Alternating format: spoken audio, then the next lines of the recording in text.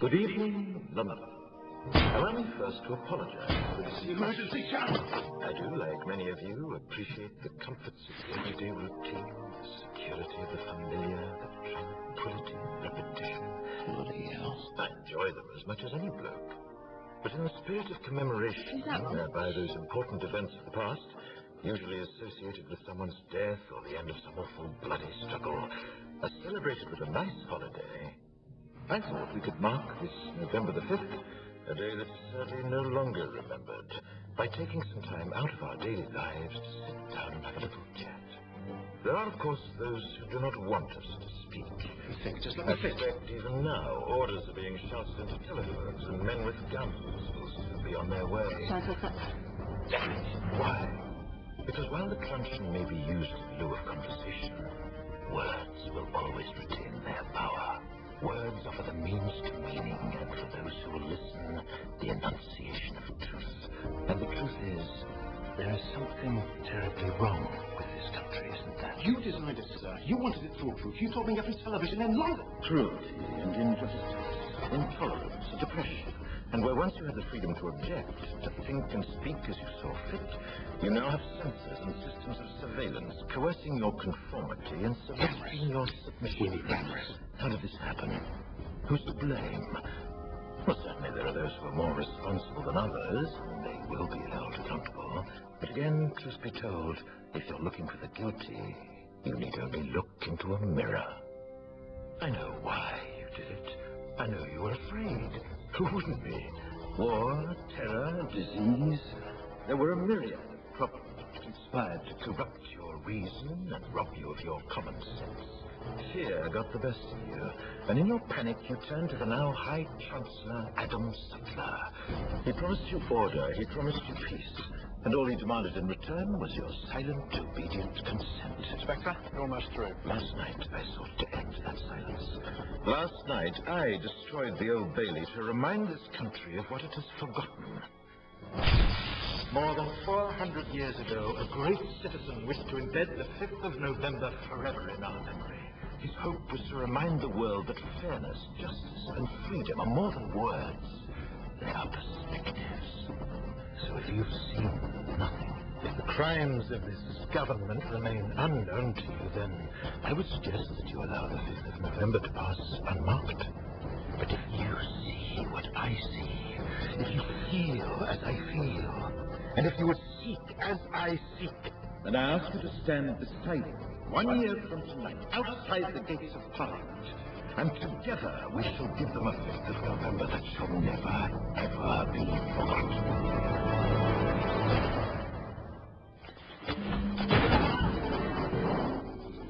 Kerosene fog.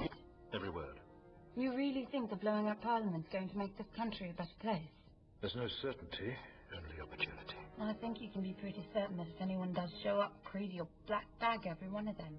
People should not be afraid of their governments. Governments should be afraid of their people. And you're going to make that happen by blowing up a building? The building is a symbol, as is the act of destroying it. Symbols are given power by people.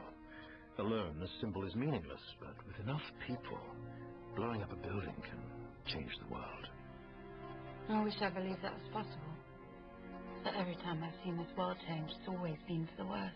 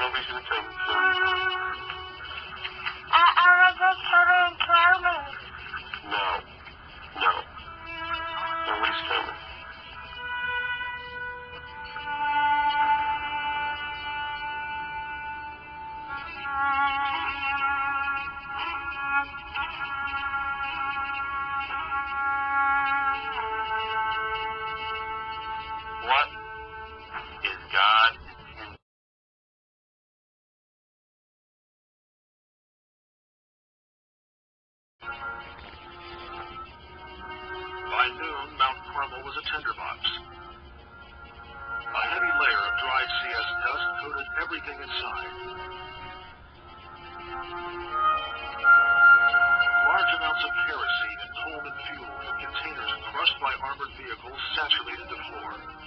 Vapors from methylene chloride, kerosene, and coal-in gas filled the air.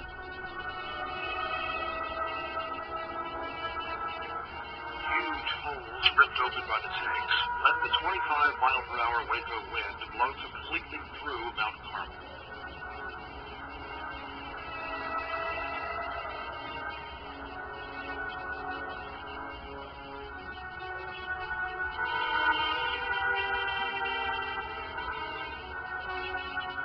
When the governmental agency made a decision to breach holes into the building, they set up a configuration of a pot-bellied stove.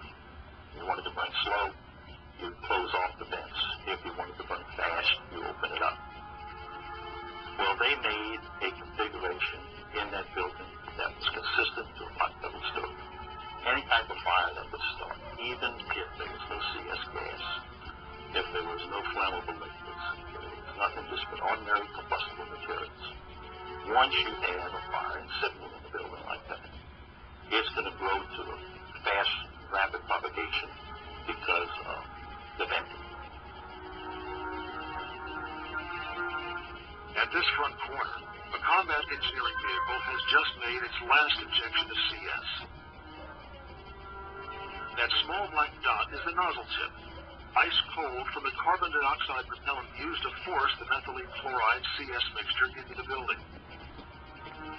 Less than a minute later, the first of 3 separate fires that started in 3 separate locations within a 3-minute period began here on the 2nd floor, while the fresh mixture is at its most volatile as a fine mist.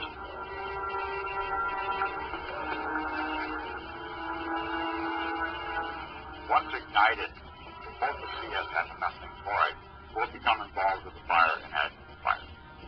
Those sources what then could produce a fireball, or a flash fire. 2 Branch Davidian survivors say they saw fireballs. Shortly after fresh CS was injected at this corner, the FLIR shows a second tank that's pulling away. As the corner comes into view, a fire is burning there.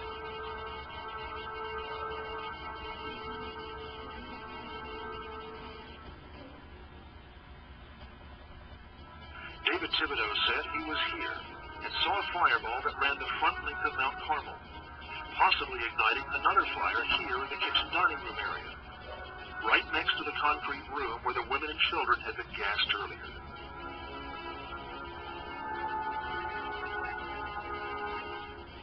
About a minute after the front fireball Thibodeau saw, another armored vehicle drives up to the rear of the crushed gymnasium and also pulls away. A few seconds later, survivor Derek Lovelock says a fireball raced from the rear of Mount Carmel to the front, igniting everything in its path. At this point, the back of the gym was thoroughly destroyed, and it greatly disturbed me. At that point, I'd lost all hope. At 12 o'clock, someone yelled from the upstairs that there was a fire. The front, I could not get to the front because of what the tanks had come in, the stairwell that was closest to the front, so I went to the stairwell in the back. Because I'm thinking the kids, thinking Serenity C. Jones. I was thinking of Isaiah and Joseph, some of these kids that I've come to know and love. To get up there, there was a catwalk that was leading over the rafters of the church area.